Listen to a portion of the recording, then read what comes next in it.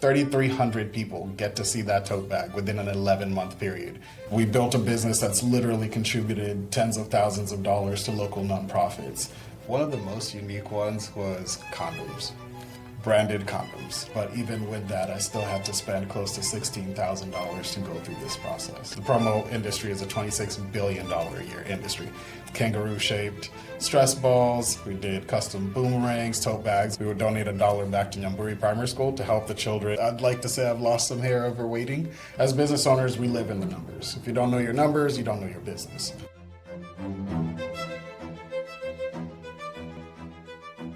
Hi, I'm Ceiphers Olweya with Olweya Promo. I do promotional products, and this is the Last Dollar Podcast.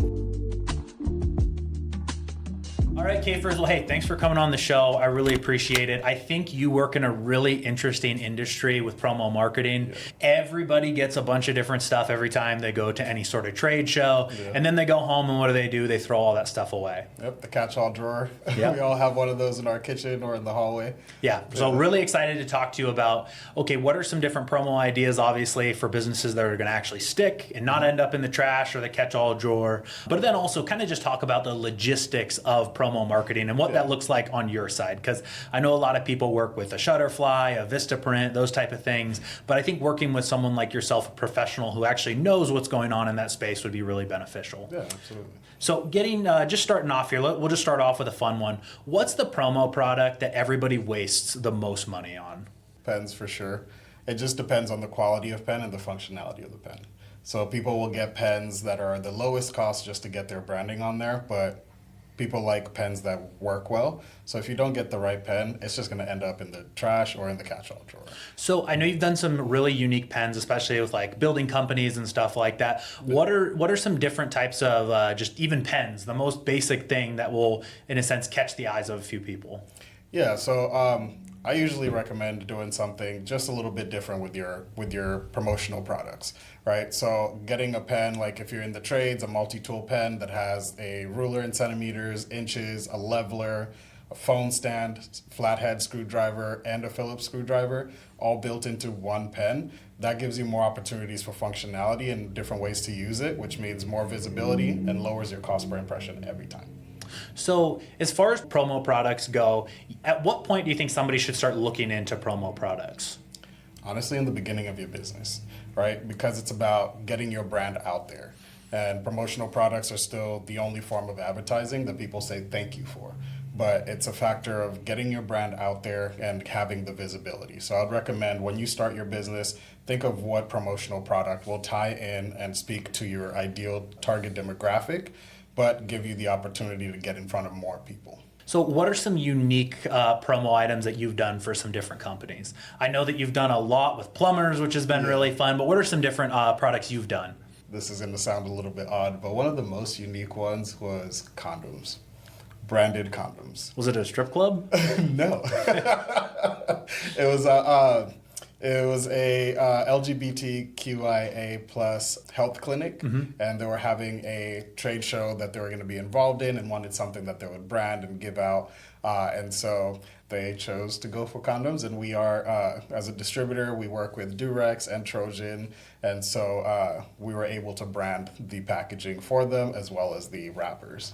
So working with those bigger brands like Trojan, everybody knows Trojan, are you able to print on any brand in a sense? Like, are you able to print on Lululemon or Nike? What does the legality look like for that? Yeah, so the legalities of it are certain brands will allow us to print on them. Like Nike, we can do those. Lululemon, not really like that. But a lot of these brands have their products on platforms like ASI, the Advertising Specialities Institute, for the purpose of people purchasing and rebranding with their logo. So we are able to brand those. Now, in that situation, it's a factor of resell. So they will still have the logo or the Nike swoosh on the sleeve, but you can still brand it. They sell it for those purposes, especially to distributors or wholesalers like ourselves. So how did you first get into promo marketing? You know, it seems like kind of an odd jump. I mean, I don't think any kid grows up, except maybe your kids, dreaming of doing promo marketing. So how did you get into that? Honestly, COVID was a big push for it. I feel like that's a big catalyst for a lot of the businesses we've had on. Yeah, COVID was detrimental to the entirety of the world, but there are some things that a positive that I would say came from COVID is it really made people think about the direction of their lives and what they're truly passionate about. So for me, I had been a business owner since 2012, and in 2015 started my retail brand, Ceiphers Clothing, doing formal accessories like bow ties, earrings. We did water and stain resistant shirts. And we were supplying those for different restaurants under Brinker International. So they own Maggiano's, they used to own Outback Steakhouse, and a few others. We quickly saw a decline in the sales of formal products, and not a lot of restaurants open during COVID. Yeah, nobody's doing anything. If anything, all offices are shut down. You're doing mostly Zoom. So at that point, it was a factor of either burn the boats or steer in a different direction. And we already had the equipment to customize some of the bow ties and shirts for other companies like Brinker, Mesa Airlines, and whatnot for corporate events. And so I just decided to use that equipment and really dive into it and amplify that aspect. So we started off by doing like custom apparel and quickly realized that everybody, their mama and their auntie, can print shirts or does shirts. So we wanted to do something that would set us apart from the competition, but also allow us to offer a wider range of products. So that's how I stumbled upon ASI. I'd been working with a couple of other print shops and brokering some deals with them. And they quickly said, hey, man, you're doing really good at this. Why don't you just try it for yourself? And this is how you go about it. And that was one of the biggest blessings I could have gotten, is somebody in a similar industry not viewing it as competition, but rather the promo industry is a $26 billion a year industry. There's enough meat on the bone for everybody to eat. Let me show you how to do it. And so was that a mentor for you, or is that someone you are still mentored by today, or who was that for you? Not necessarily a mentor, but a close friend that we aligned in our goals and wanting to support one another. I supported his business through my retail brand for about 5 years. And then as we were bringing in more and more work, it kind of overwhelmed him a little bit. And he was like, hey, I want you to be able to grow and flourish and succeed for yourself. I cannot take on this level of work for what I'm doing and what you're bringing in, but I think that if you got this license, then you can definitely be able to have access to way more and be able to fulfill your orders in an easier, seamless way. And I think a lot of people need to have that mentality that he had. Okay, there's enough meat on the bone. I mean, oh my goodness, there's so many industries. We're in the insurance industry. I couldn't write all the clients. If every single person in the world wanted to use me as their insurance agent, I wouldn't be able to. It's just great to have that perspective of, there's enough success for everyone. Yeah. This isn't something that I have to hide for myself. Me writing a client doesn't mean that you're losing a client. Yeah. So that's a great perspective to have for sure. So tell us about the Damon John story, because I think that's pretty interesting. Most people know him from Shark Tank. You see all these different deals. I mean, you had the opportunity to pitch to him. Tell us a little bit about that. So I believe this was in 2018 or 2019. We had been working on our retail brand at that point for about 3 years or so. And we would import African print fabric from my home country, Kenya, make the products here in the US, so African-inspired, American-made. And each of the products were named in Swahili, so a way for people to learn a little bit about the culture from Kenya, learn the language, and with every purchase, not only would you receive the product, you'll also get a translation card along with the product that tells you the name in Swahili, how to pronounce it, what it translates to, and how it connects to the company. So that way you get to learn a little bit more with the purchase. After building that for 3 years, we had an amazing opportunity, basically fall in our laps. The Entrepreneur Summit, I believe, they did it every year up until COVID, if I'm not mistaken. Again, COVID really worked a number on everything. But they reached out to us and said, hey, we've been hearing some great things and you have a great online presence. We'd love for you to be involved in this competition that we're running. Mm-hmm. All you have to do is create a pitch deck, a 30 or 60 second pitch deck, and be able to share that with us. We will give you a mentor that will guide you through that. You'll work with the coach, and if you guys are selected, then you'll get to come out to the Entrepreneur Summit in Utah and have the opportunity to present your business in front of Damon John and Nate Hozapple from Shark Tank. Okay. Yeah, and I believe Nate Hozapple was the guy that did the ratcheting belts. Okay. Yeah. All right. Awesome. Well, how'd that go for you? It was an experience, to say the least. So I believe from Arizona, there was 3 businesses that were selected. So we went out there. It was a long drive for us, but When we got there, it was just a really good welcoming. It was a 3-day conference packed with a wealth of knowledge, everything from SEO marketing, social media marketing, learning from other people in the fashion industry, which was really empowering. And then fast forward to, I believe, day 3 is when we got to actually present the business. And that was an experience in itself. I will say, being 26 and presenting in front of a mogul like that, like it was, the nerves were there for sure.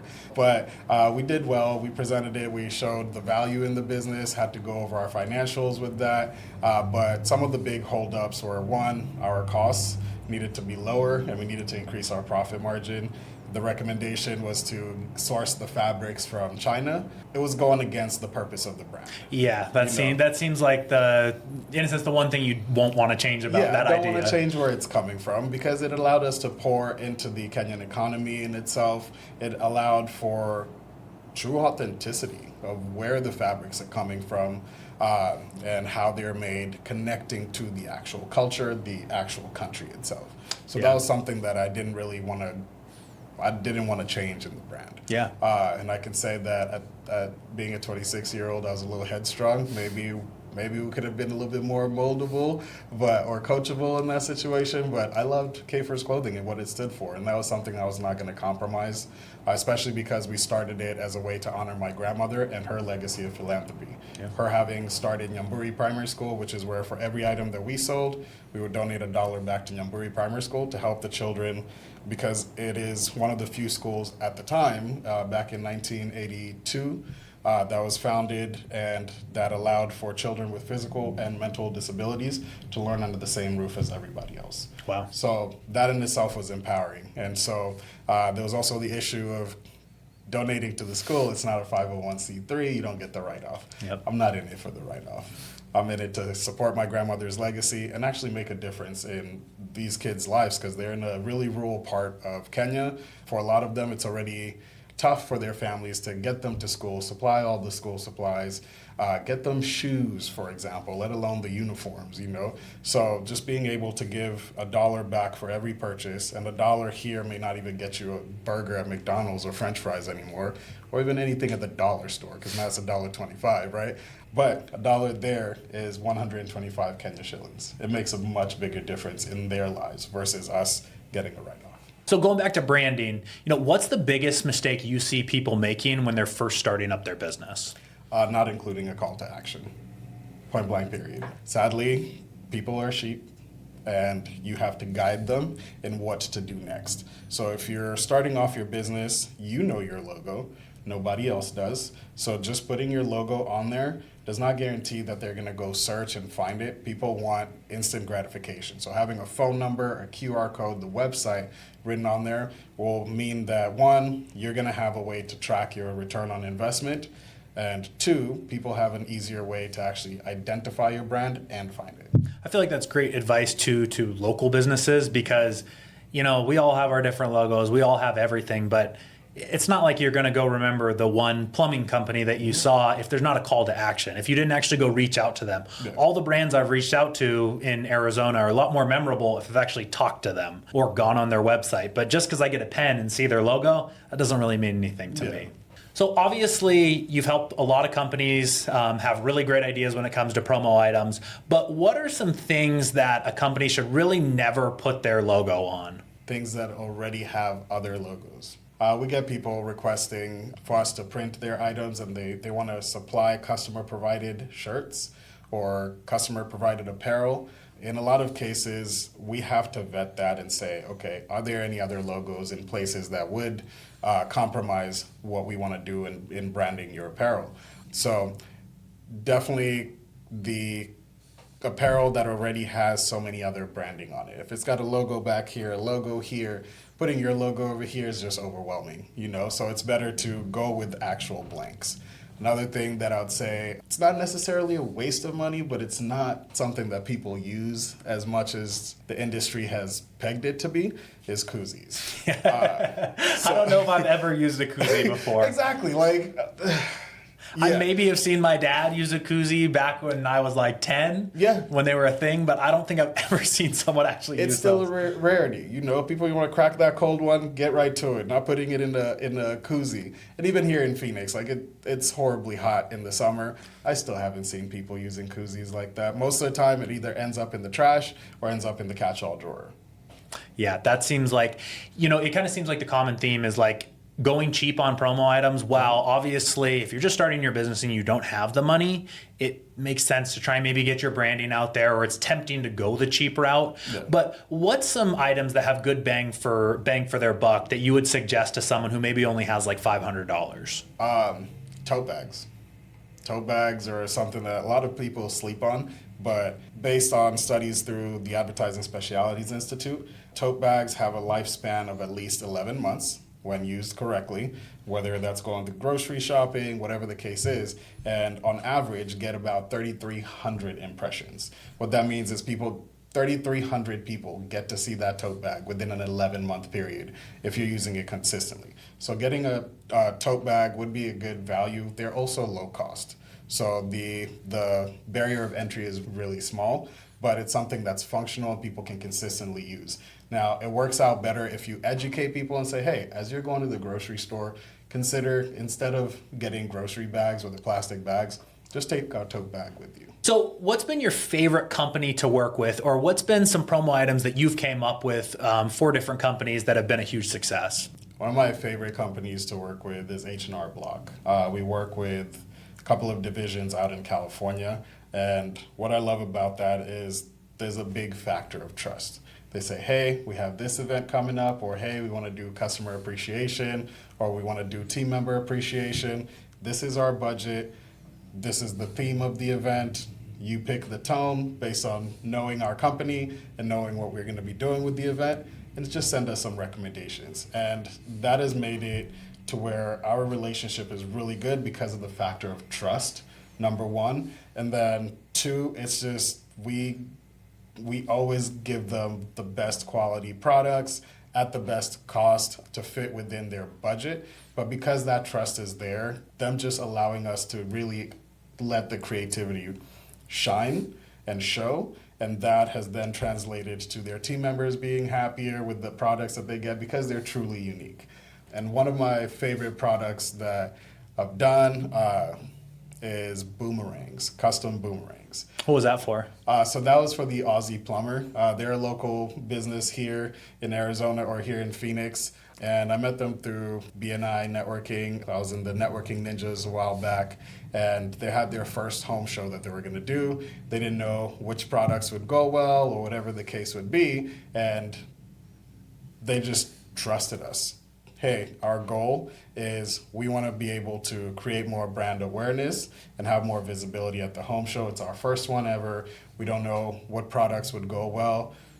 What do you recommend? We said, well, you're called the Aussie Plumber. Is there some Australian heritage towards that? Yes. One of the owners of the company is Australian. And so with that, we recommended products like kangaroo-shaped stress balls. We did custom boomerangs, tote bags, of course, and pens. But the reason why I loved the boomerangs is, one, it's unique. It's the only time we've ever done boomerangs, but we did a nice volume for them. But once we printed them, delivered them to the Aussie Plumber, I went to visit the home show, which I love to do because we work on a lot of promotional products for different vendors at the home show. And one thing that I love to do is to go visit the home show, see how our clients are performing at the home show, see how other vendors are performing. What are they doing that's good? What are they doing that's bad? What are keeping people there enough? And when I visited the home show to come check out the Aussie Plumber, I just had to follow the trail of banana yellow tote bags to find the Aussie Plumber. And the thicker the trail got, the closer I got. And then I turned the corner and they had this big old open space by their booth, and you can see them interacting and showing people how to throw the boomerangs. And I think that in itself was, for me, it's like just the joy of seeing the success of the product, the success of the clients, but seeing people interacting and engaging and getting to create or tie in an emotion to the products and the company. I think that's one of the biggest things that allows people to better remember and keep that brand top of mind, is being able to create an emotion behind that. So in that situation, James and Michelle Hill were able to show people how to correctly throw a boomerang, because I didn't even know there's like a right or wrong way to do it. I'm just like, you just chuck it and hopefully it comes back. That's not how it works. But So working with someone like yourself, obviously those were your ideas you came up with. What would you say to someone who's like, well, why wouldn't I just work with Vistaprint? Vistaprint's not going to take the time to call you and run through a 15-minute client brief to understand your business, understand your target demographic, what your goals are, and what events you're doing, all of that. They're not going to do it. It's go online. This is what we have to offer. Pick what you want, upload your logo. We'll go from there. Right? Would you say the majority of the people that you're sitting down and meeting with know what they want? Or is it usually businesses who are like, hey, I want pens and koozies, and do you have any ideas? So I'd say about a quarter of them come in knowing exactly what they want. The others, and I appreciate this so much, they say, hey, we've got this coming up. This is our goal. What do you recommend? And that just allows me to then, one, allow the creativity to flow again, and two, build that relationship and getting to know their business and serving them in the best way possible. Obviously, you've been killing it in the promo industry, but when you were first starting out, what was the biggest challenge you faced? One of the biggest challenges that we faced was navigating communications with overseas suppliers, right? One, there's the time difference. They might, in some cases, there's also a language barrier. So being able to learn how to communicate effectively with them in a situation where there is a language barrier. Sometimes we even use Google Translate just to be able to communicate appropriately. But so that would be one of the biggest things. And then the second one is navigating tariffs. Until getting into promotional products, I didn't really know much about tariffs or what they even were. But Yeah, I mean, I honestly couldn't tell you much about tariffs other than they've been in the news recently. yeah, exactly. And now they're a hot topic. Yeah. So break down, how do tariffs affect the promo industry? What does that look like? It's definitely affected the promo industry. On average, we've seen an increase of about 10% in raise. It definitely impacts the promo industry because some of our products do come from overseas. We have suppliers in India, China, Malaysia, and even Australia. And so some of those places, the U.S. has put tariffs on products coming in from them. So we've recently seen an increase of about 10%, and this is not anything that we can do away with, ignore. You just have to give unto Caesar what's due unto Caesar. So seeing that 10% increase, some vendors have made it to where, hey, we're going to write it out the remainder of the year. We're not going to raise that even though we have to pay those 10% tariffs. We're going to wait through the end of the year and see if they're going to stick. And some of them are like, hey, just so you know, we're going to have to mark this up an additional 10% because we have to pay the tariffs. And in those situations, we're just transparent with our clients. Hey, this is what's happening. It's not anything that's within our control. We just have to give unto Caesar what's due unto Caesar. Yeah, that's something you would never think about when you're starting out. You're thinking, all right, how do I get clients? But obviously navigating tariffs is something that probably doesn't cross the mind. So as far as marketing goes for your business, are you working with majority larger companies or smaller businesses? So we work with small to medium-sized businesses. There's no business that's too small or necessarily too big for us to work with. I love to work with small business owners because I am a small business owner. I have been a small business owner, and I understand what they're going through in starting up a business. My wife and I have started 4 businesses together now. And so just being able to serve the small businesses in a way that is integral, shows them better understanding, and gives them the care that they deserve as individuals and as businesses, regardless of how big or how small they are. So obviously everybody's worst nightmare is you go order 1,000 pens, they go to your trade show, they all get swept off the table, and then you felt like you didn't get any leads. Mm-hmm. How would you say someone should track, in a sense, the effectiveness of the promos? As business owners, we live in the numbers. If you don't know your numbers, you don't know your business. So I would recommend, if you're going to get pens, for example, a simple way to track the return on investment from those pens would be to either have a landing page or a link on your website that is printed on those pens and specifically go into particular page on your website, which you should be able to see the insights on that. But with landing pages, it's even better because you can then see the insight for that and say, okay, this pen goes to this particular landing page. How many more views have we been getting on this landing page? How many more interactions have we been getting on this landing page? That being the case, we can know, okay, that's coming from the pens. Maybe it is working or maybe it's not working. Another great way would be QR codes that take you to that as well, or a phone number, and you can get something with like a phone number with Ring Central, for example. That's a specific phone number that you just put on those promotional products, and every time that phone number rings, you know that product is working. Yeah, I think that's a really great idea, especially when it comes to tracking, because I think that's a big fear of what are these products actually doing for me? Because you see a lot of people spend money and it looks great to have the polos and the pens, but at the end of the day, if you don't know what your return on investment is, it's really tough as a business owner to invest into those products. Yeah. You want to talk about your green card at all? Sure. I mean, congratulations on that. Thank you. Yeah. That's been a journey, man. It's been a journey to say the least. 10 years in the making. Wow. 10 years in the making. Yeah. Man, I remember you telling me about stuff like getting pulled over if you don't have like all your papers with you, like how that can be a nightmare scenario. Like for something like myself, where it's just, okay, it might be a speeding ticket as worst case scenario. You know, you kind of told me like, dude, that could be like I'm getting transported away. My wife has to come get me. I actually had that happen once. Yeah, you told me.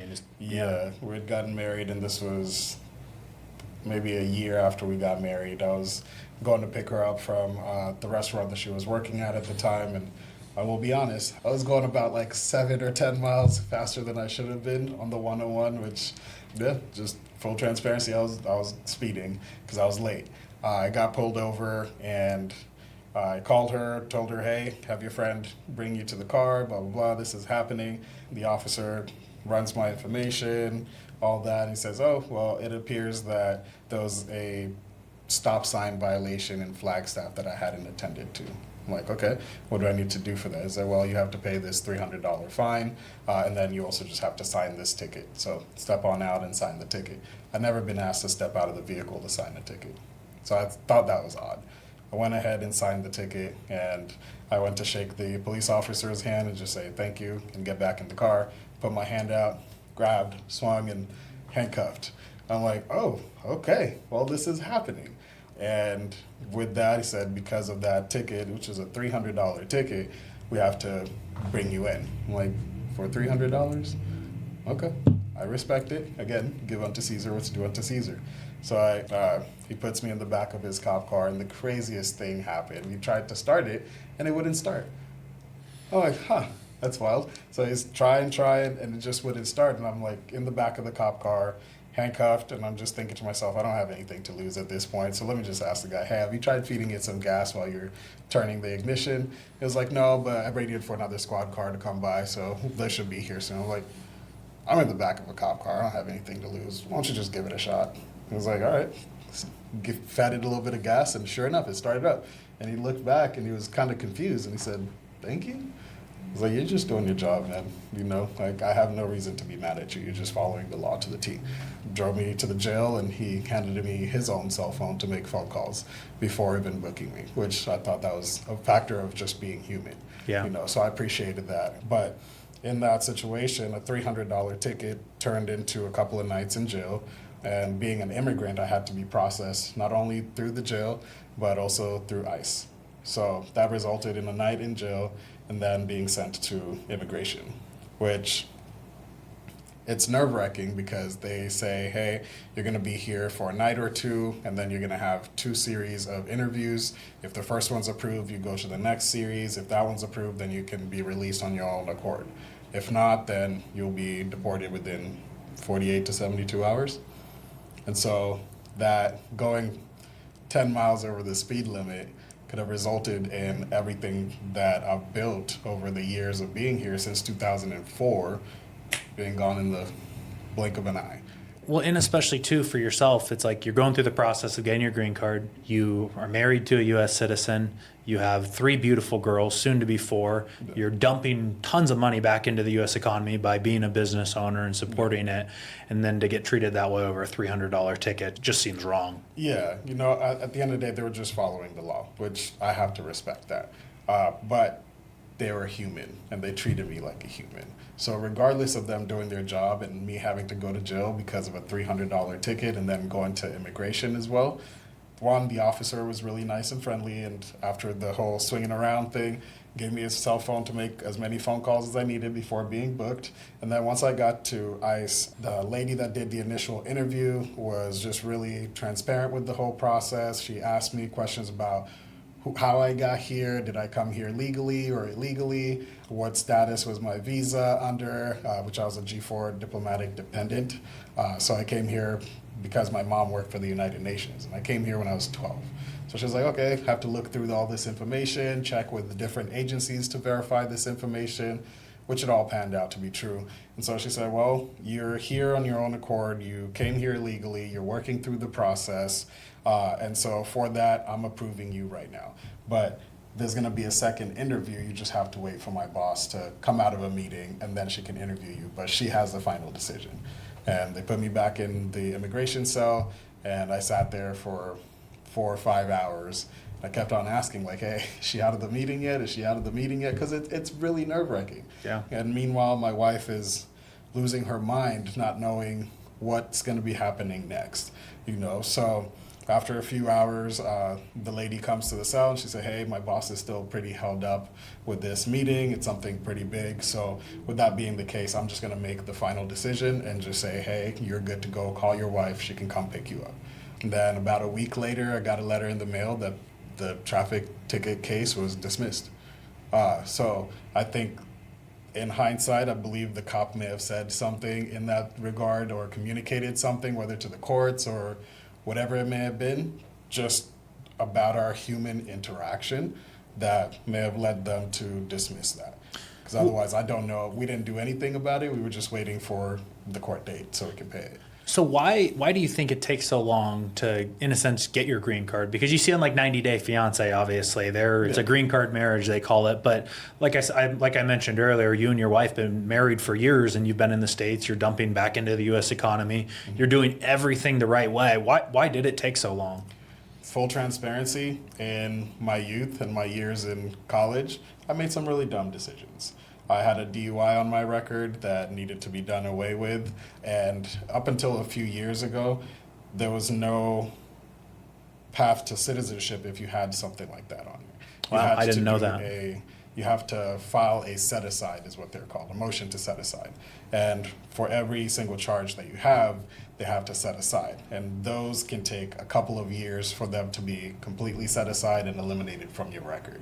But it's a part of the process. And you can't move forward with the immigration process or even the application until those are off your record, because otherwise it's going to impact your ability to be accepted or denied.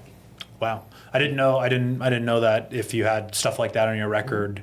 I don't know. It just seems crazy to me, like, you have a wife here, you have 3 kids who are all U.S. citizens, about to be 4, that are all U.S. citizens, but it's like that process for you is just taking 10 years. That's crazy. It is a process, but in full honesty, like I said, transparency, I'm human. I've made mistakes, and I know that those mistakes impacted or set a bigger barrier for me to get to the point of getting the green card and whatnot, but we just had to work through the process. So what's the difference between, in a sense, citizenship and a green card? A green card is basically you're a limited permanent resident. So the first step, you're going to have your initial green card for about 3 years. When you get to 2 3/4 of those years, then you can apply for citizenship. Other people choose to then renew their green card and extend that for 10 years versus becoming citizens. It just depends on, do you intend to be in the country longer? Do you have a life that you've built here? And is your goal to become a citizen? Okay. Yeah, I didn't know any of that. Obviously, congratulations on getting your green card. That's awesome, especially to like the life you've built just in the U.S. and you have an amazing family. You're an amazing husband and father. I just think it's about damn time. So, thank you. I definitely echo that sentiment, but. The mind-blowing thing is going through the process. I could view myself as, yes, I'm a business owner, I'm a husband, I'm a father. We built a business that's literally contributed tens of thousands of dollars to local nonprofits.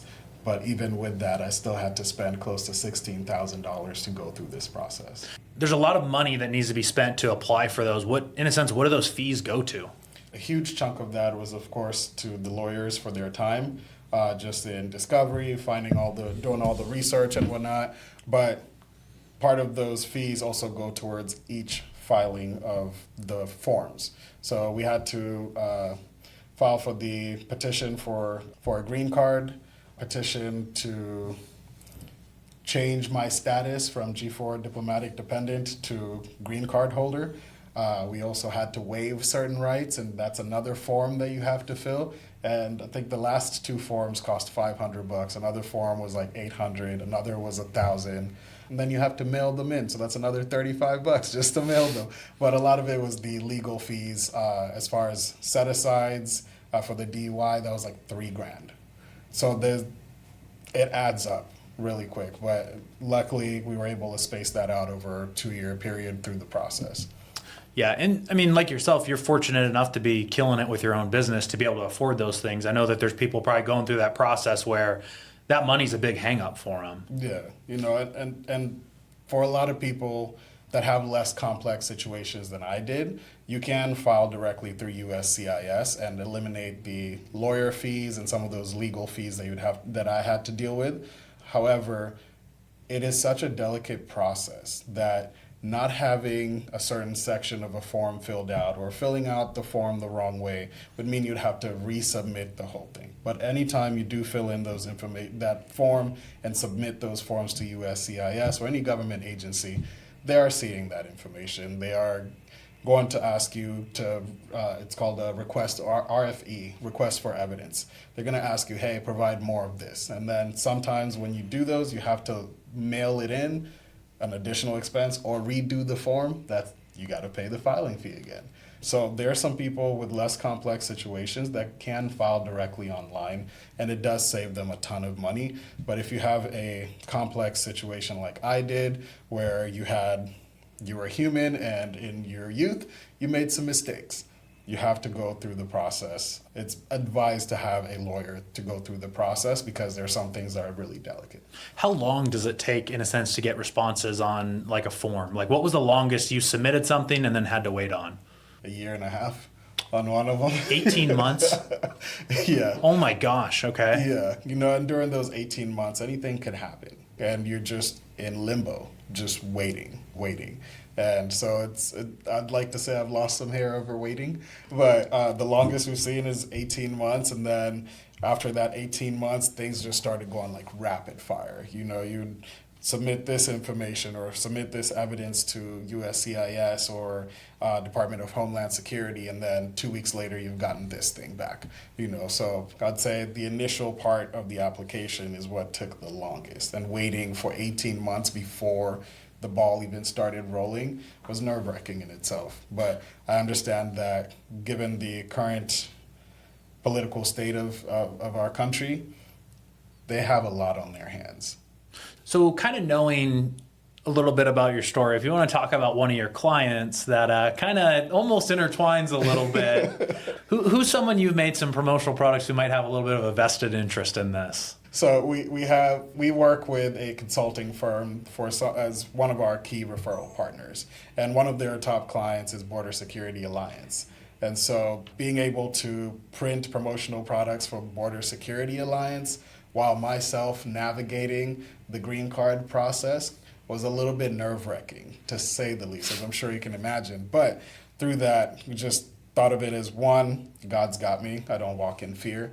2, I'm going to treat every client the same way I would anybody else, and just give them the same quality of customer service, the same quality of products, and treat them just as anybody else, regardless of my own perception or my own insecurities of the situation, seeing Border Security Alliance on the logo. All right, well, hey, thanks so much for coming on the show. I think so many people are going to learn, one, a lot about promo, but also your journey through, in a sense, getting your green card. I think it's going to be really powerful for a lot of people, especially business owners who've come from other countries to start these very successful businesses if they're going through that process as well. But my final question for you, if you could go back with all your knowledge today and start over, what would be the first thing that you did? Definitely get into like hard networking a little bit more, as opposed to a lot of the things that I've done in the past, which is investing in digital marketing, this and that. It's about the relationships that you have, and that's where networking has been significantly influential in my business. And just being involved with people on a day-to-day basis or a weekly basis and building those relationships, we've seen a direct correlation to revenue. So if I could go back and do it all over again, I would say definitely get into networking and just building those relationships. Yeah, for sure. I think that's been a pretty common theme for a lot of people is obviously, you know, you want to spend all this money on digital marketing. You want to go, I mean, I've done it. I've set enough money on fire doing all these things, but the relationships at the end of the day are the quickest way to, in a sense, just jump over hurdles, because you meet the right person or the right referral partner and they start sending you big clients. It could be game changing to your business. Yeah. But yeah, you know, Ceiphers, thank you so much for coming on. You know, if people want to find you or find All the Way Up Promo, where can they find you at? Yeah, so to find us, you can go to allthewayuppromo.com. That's our website. Or we're on Instagram, Facebook, LinkedIn as All the Way Up Promo. And if you want to follow me directly as an individual, I go by The Branding Dad on Instagram. Check out some of my my posts on there. We do a lot with family. And that's a great way to kind of get to know each other without necessarily connecting right off the bat. But The Branding Dad on Instagram. So we'll have all of Ceiphers' social media in the show description as well. But, you know, thank you so much for coming on the show, and I hope people get a lot out of this. Thank you for having me.